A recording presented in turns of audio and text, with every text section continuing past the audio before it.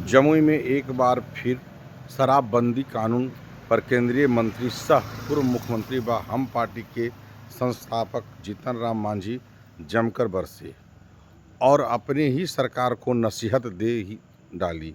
दरअसल जीतन राम मांझी जमुई के एक निजी विवाह भवन में आयोजित नागरिक अभिवादन सह शिक्षा सम्मान समारोह कार्यक्रम में पहुंचे थे। उन्होंने कहा कि मैं हमेशा शराबबंदी में संशोधन की बात कही है। मैंने कहा था कि शराब पीने वालों को नहीं पकड़ना चाहिए, जो एक पाव आधा सेर शराब पीने के लिए लेकर जाता है उसे पकड़कर जेल भेज दिया जाता है, जबकि बड़े बड़े तस्कर को नहीं पकड़ा जाता है। शराब कौन नहीं पीता है? सभी लोग शराब पीते हैं। जज पीते हैं, वकील, डीएम, एसपी, दरोगा सब शराब पीते हैं। उस पर कार्रवाई नहीं होती है और गरीब मजदूर को जेल भेजा जाता है। हालांकि जीतन राम मांझी मुख्यमंत्री नीतीश कुमार की तारीफ भी करते दिखे।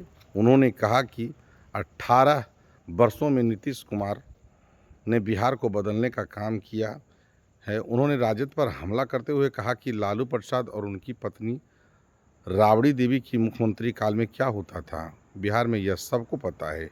आगे उन्होंने कहा कि जम्मू कश्मीर में होने वाले विधानसभा चुनाव में एनडीए का परचम लहराया। धारा 370 लागू होने के बाद जम्मू कश्मीर में अमन चैन कायम हुआ। विरोधी 370 धारा को खत्म करने की बात करते हैं। वैसे बात करने वाले लोग पाकिस्तान के समर्थक हैं। पूर्व सीएम ने कहा कि प्रदेश में जमीन सर्वे का कार्य हो रहा है।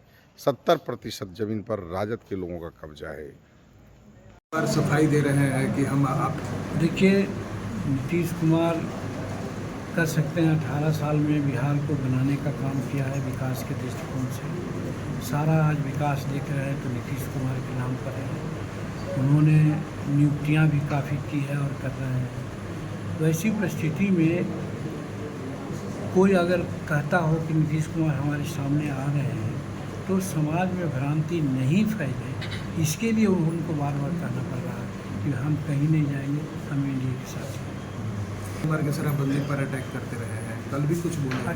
रामायण में एक बात आई है, यही तो सीखना चाहिए कि सचिव वैद्य अरु मित्र जो प्रिय बोलहि भय आस, राज धर्म तन तीन कर बेगई हुई नाश।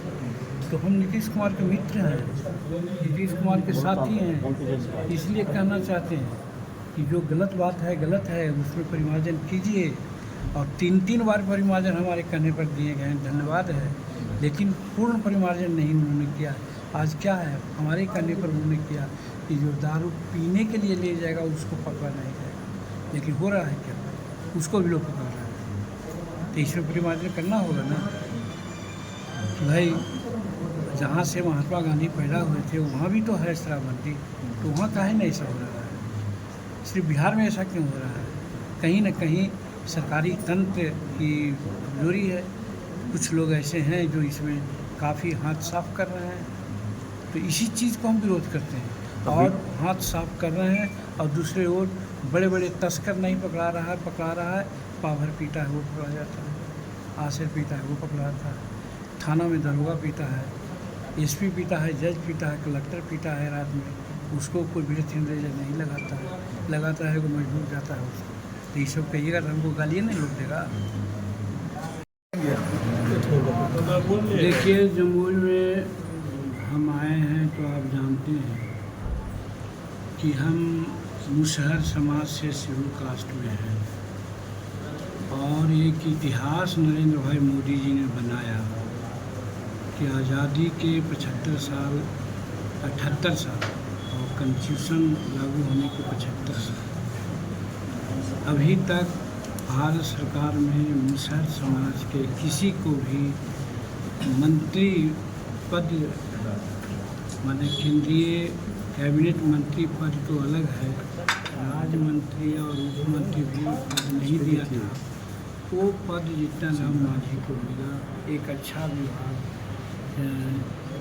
MSME विभाग के साथ। तो हर जगह 2 दिन पहले सासाराम में सभी मुसहर समाज के लोग हमको वहाँ पर सम्मान करने के लिए बुलाए थे और आज जमुई में यहाँ का अध्यक्ष दामोदर मांझी और कर्ता धर्ता के रूप में सिकंदरा विधायक प्रफुल्ल मांझी जी हमको सम्मान करने के लिए, सम्मानित करने के लिए और साथ साथ शिक्षा सम्मान भी देने की घोषणा इन्होंने की थी। उस अवसर पर भी हमको शिक्षा का पुरस्कार सर्टिफिकेट बांटने के लिए बुलाया था और उसी अवसर पर हम आए। आपने मंच से अभी संबोधित करते हुए जो सुप्रीम कोर्ट का हवाला देते हुए कहा कि वर्गीकरण जरूरी है और चिराग जी का कहना है कि आप बांट रहे हैं समाज को, तो इस पर क्या कहना है? देखिए, क्या तो कहा जाता है कि मुन्ने मुन्ने मति भिन्ना है ना, सबका अपना अपना विचार होता है। चिराग भाई हमारे बच्चे हैं, रामविलास भाई के पुत्र हैं। शायद उनको ये पता नहीं होगा कि शेड्यूल कास्ट में और भी हमारे भाई कहाँ तक हैं, उनकी क्या गति है, नहीं जानते हैं। बिहार में एटलीस्ट 22 जातियाँ शेड्यूल कास्ट की है। 22 में 18 ऐसी जातियाँ हैं जिनकी साक्षरता दर 20% से कम है, यानी 15%, 7%, 8% है। और इस समाज का नौकरियों में 0.26% है, मतलब न के बराबर है। अगर है भी तो वो क्लास 4 का रिजर्वेशन है। कोई जज, कोई कलेक्टर, कोई एसपी, कोई इंजीनियरिंग चीफ, कोई चीफ इंजीनियर, कोई रेलवे की बहुत बड़ा जीएम चाहे मैनेजर इस समाज से आज तक नहीं है।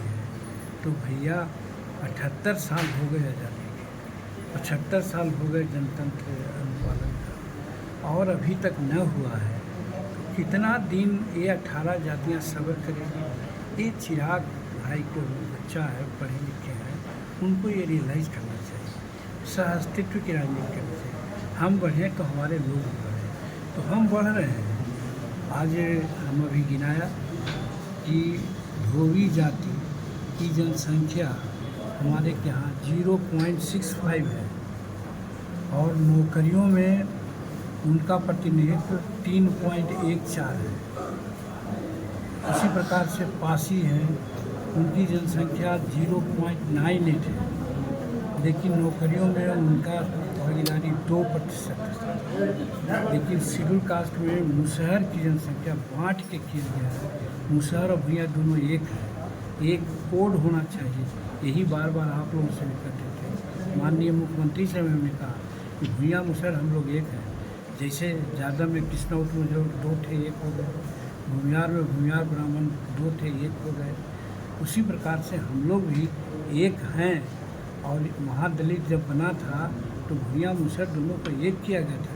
इसका कोड अगर एक किया जाता तो हम 5.5% हो जाते, ऐसे 3.5% है। और हमारा नौकरी में कितना रिजर्वेशन? 0.26। ये है डिप्यूटेबल की नहीं? और वो भी है तो क्लास 4 का है, कोई गजटेड अफसर नहीं उसमें। तो ये कितना दिन का रहेगा? चिराग को अगर दिमाग है, मानवता है, कुछ भी समाज के प्रति सोच है, तो उनको विरोध नहीं करना चाहिए। उनको तो कहना चाहिए कि भाई हम लोग आगे बढ़ गए तो ठीक है, ये करें। हाँ, इसका मतलब ये नहीं है कि दुसाध में, चमार में, पासी में, ढोली में गरीब नहीं हैं। गरीब वहाँ भी गरीब है, तो उनके लिए अलग व्यवस्था वो लोग करें। लेकिन इस समाज में तो सब कोई गरीब है। तो आरक्षण के लाभ जिसको मिल गया, आपने कहा था कि उसके आरक्षण का लाभ छोड़ देना चाहिए, तो ये आखिर खत्म कैसे होगा? देखिए, छोड़ देने की बात आती है। बाबा अम्बेडकर ने कहा था कि 10 वर्ष के बाद आरक्षण की समीक्षा होनी चाहिए। कोई सरकार की नहीं कि सरकार आवे, आज तक की सरकार आवे। आज कहा तो कि 75 वर्ष हो गए आजादी की, गणतंत्र दिवस, गणतंत्र का। आज एक बार समीक्षा हुई तो फिर कैसे कहते हैं? कौन छोड़ेगा?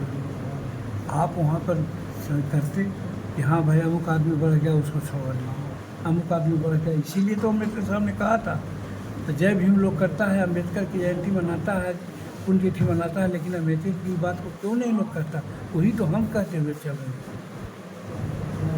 तो इसका मतलब ये नहीं है, अगर मान लीजिए कि 1000 में एगो जीतन मांझी पढ़ ली गया तो ये नहीं कहा जा सकता कि 1000 में वो पढ़ गया। अगर है तो 5 को परिवार अपना बढ़ा रहा है। दूसरे समाज में अगर 1000 है तो 1000 में वो 500 बढ़ गए हैं, तो 500 अपने परिवार को बढ़ा रहे हैं। इस रेशियो से भी सुनिए, हमारे के यहाँ भी अगर मान लीजिए कि 1000 है, अब 500 में बढ़ गए होते तो 500 को बढ़ा देते, तो हम कहते कि जिसने लाभ लिया उसको नहीं लेना चाहिए। लेकिन यहाँ तो 1 है, 2 है, 3 है। ये क्या कहता है नैसर्गिक न्याय क्या कहता है? कहता है कि इन लोगों को विशेष प्रिविलेज दीजिए। यही तो सुप्रीम कोर्ट ने कहा। सुप्रीम कोर्ट बुद्धू लोग हैं जो बोले ऐसा, और लोग बोलते हैं तो स्वार्थवश बोलते हैं, अपने जात के वोट मैनेज करने के नाम पर बोलते हैं कि हमारे लोग रूस न जाए। हमारा तो उनकी चिंता भी है कि भाई आप में भी जो गरीब है उनको भी बढ़ाइए आगे, लेकिन जो एज ए होल सब गरीब है, सबको ही मान रहा है, तो उसको 78 वर्ष तक तो रखे चाँप। अब कितना दिन रखिएगा? हम बोलते थे 2017 से, नहीं हमारी बात मानी गई, लेकिन आज सुप्रीम कोर्ट जो बोला है तो बात तो मानना चाहिए। 2005 तक उनके माता पिता श्री सब थे यहाँ का, अब पूरा ताकत उनको थी। ताकत ये थी कि राष्ट्रपति आदेश वापस लेने के लिए राष्ट्रपति जी मॉस्को में थे, रात दस्तखत कराए थे। उस समय रेलवे मंत्री थे, इतना ताकतवर लालू जी थे। उस समय समाज के लिए नहीं कुछ किए थे, चाहे नौकरी का मामला हो, बेरोजगारी का मामला हो, चाहे करप्शन का मामला हो। तो अभी दिखाने के लिए क्या करने जा रहे हैं? पहले माता पिता जी से पूछें, तो इसलिए इनका कोई प्रभाव नहीं पड़ेगा। लोग यही पूछेगा कि आपको माता पिता जी क्या किए थे, तो आप चल रहे हैं ये करने के लिए। तो बार बार यात्रा मतलब क्या है? यात्रा करें, वो अपना शौक़ है, करना चाहिए। बहुत लोग यात्रा कि करते हैं। 2025 में उसका असर? कोई असर नहीं होगा, उल्टी असर पड़ेगा। सब लोग जानेगा कि साहब ये लोग कुछ करने वाले इसमें नहीं है, ये लोग सिर्फ बोलने वाले हैं। और आज समाज में मैं एक कटु बात कहता हूँ, यही कहा था नीतीश कुमार को विधानसभा में कि जितना आप होमलैंड का पर्चा दिए हैं, जितना भूदान का परवाना दिए हैं, जितना सीलिंग का परवाना दिए हैं, जितना बिहार सरकार की ज़मीन का पर्चा गरीबों को दिए हैं, 70% पर दूसरा लोग कब्जा है, और वो है राजद के लोग कब्जा। ये बीटर आवाज़ किसी ने नहीं कहा, हम कहा है, लेकिन नहीं सुने हैं नीतीश कुमार। और ये बात को हम लोग सब जगह बोलते हैं, और बोले कि जांच करने की बात है कि ज़मीन पर कब्जा किसका है। तो जमीन का सर्वे करा रहे हैं, तो इससे क्या दुर्गामी परिणाम आएगा? सर्वे में आवे, ईमानदारी से लिखे कि किसकी ज़मीन है। अगर मान ली हमारे नाम से पर्चा मिला हुआ है, आप कब्जा किए हुए हैं, तो हमारे नाम पर उसका सर्वे होना चाहिए। कब्जा के नाम पर अगर करेंगे तो उसका नहीं होना चाहिए, नियम तो ही बताता है। इसमें भी अगर गंडागोल करेंगे तब तो फिर देखा जाएगा। आप लोग बताइए, आप लोग तीसरा चौथा स्तंभ है, समाज के सामने पहुँचना चाहिए। आप मेरा कोट कर सकते हैं। शराबबंदी पर बहुत सफाई से आपने जवाब दिया, लेकिन जिस तरह से आप जब विपक्ष में थे तो उस समय उस पर नकेल करते थे, अभी तो आप साथ में हैं एनडीए के, उसके बाद अभी तो आपका नीतीश कुमार बात मानते हैं, तो ऐसे में शराब चालू होना चाहिए। कबीरदास की उल्टी वाणी बरसे कमल भीगे पानी, बात करने का तरीका होता है। तो जब वहाँ थे तो बोलते थे दूसरे ढंग के, आज यहाँ तो क्या लगता है शराबबंदी चालू होना चाहिए? समझदार हैं, समझ जाएंगे, बात करेंगे।